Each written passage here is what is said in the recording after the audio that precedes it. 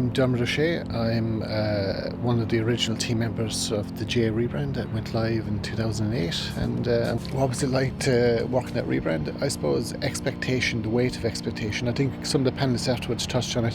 When you work with the GAA, it's amateur in name, but everything else is supposed to be world class. So when you're working for a project GAA, the weight of expectation that's on your shoulders is immense, regardless whether you're working at a commercial level, a sporting level, a volunteer level. Everyone's trying their best for the GAA, and I think that's what that project felt like. It felt like an extension of what you do in club, to be honest with you. Yeah. If I was asked the question, one thing would I change or evolve, or that maybe the GAA has a massive opportunity, I think that's around digital.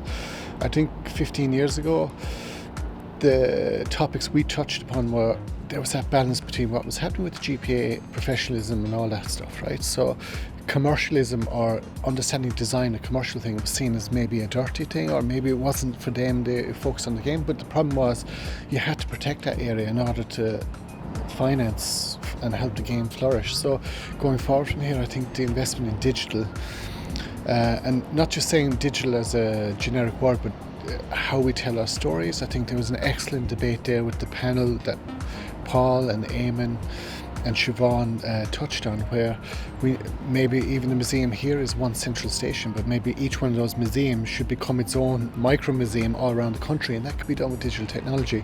Another idea we've worked on for some famous bands is the idea that there's a digital museum for the history of that band. So why couldn't we do it for the GAA, and then it can be submitted to by the public? So that could be an opportunity as well. So I think digital is the one area that the GAA still needs to fully embrace and tackle, and I think it can.